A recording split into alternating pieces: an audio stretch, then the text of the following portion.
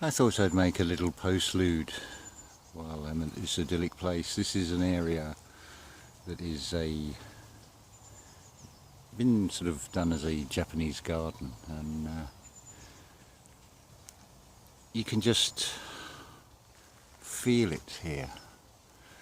The vibrancy, the natural orchestra as nature comes back to life, as it springs to life in the spring. But remember, you are an eternal spirit in a soul, but that soul in this duality is always on two souls. So do yourself a favour, as much as you can.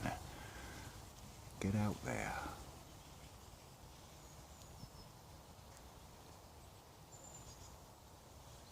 You've got the natural vitamin D.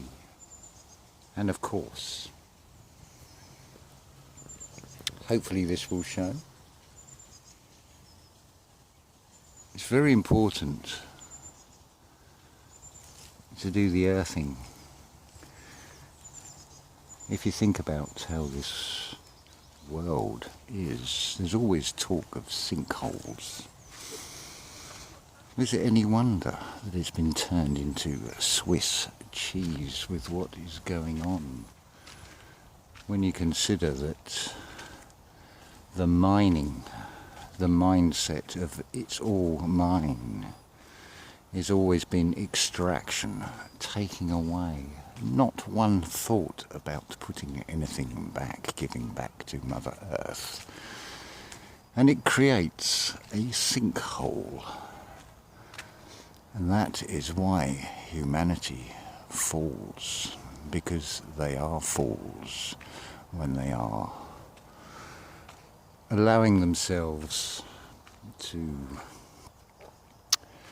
give in to the ego mind urges of insatiable greed for material wealth, for the temporary. But I know one thing.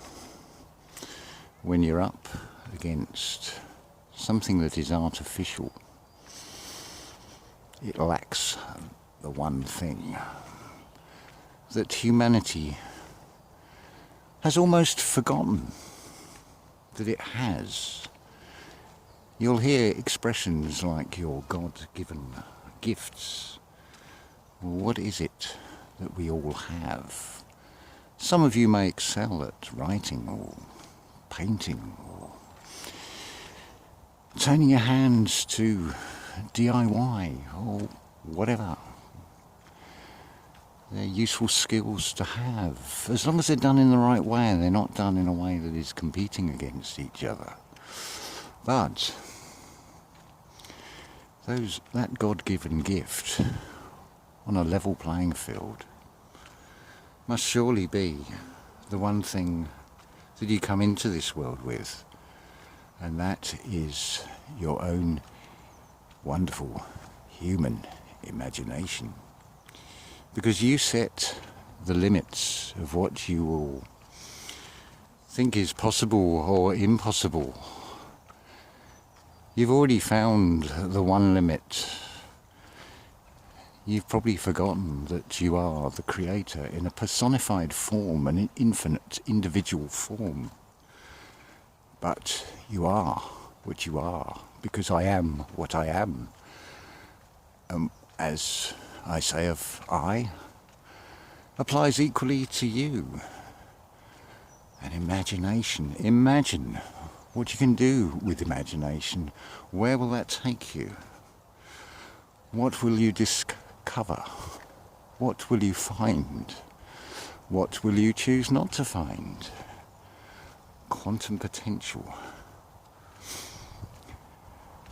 I had the wonderful experience a few years ago of feeling like I was having a heart attack.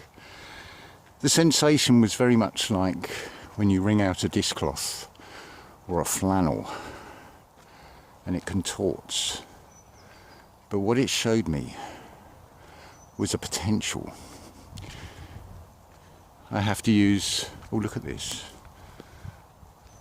ancient tree.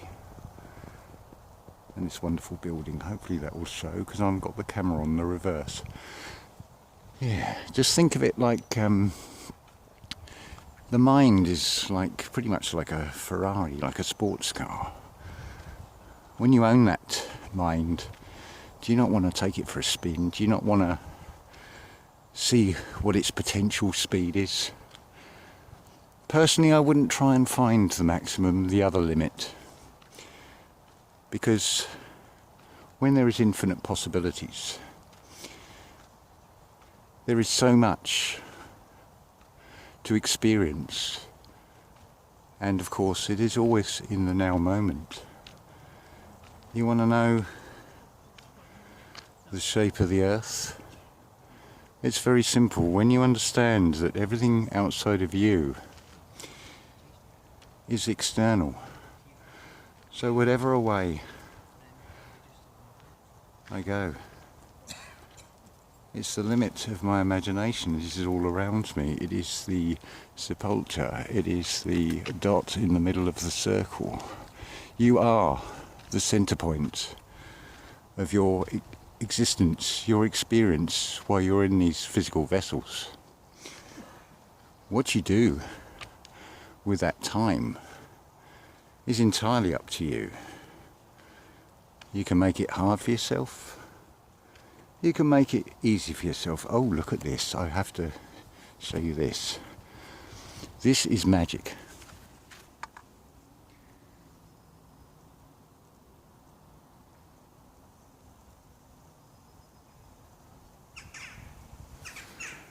And of course, it is a visual feast that is free.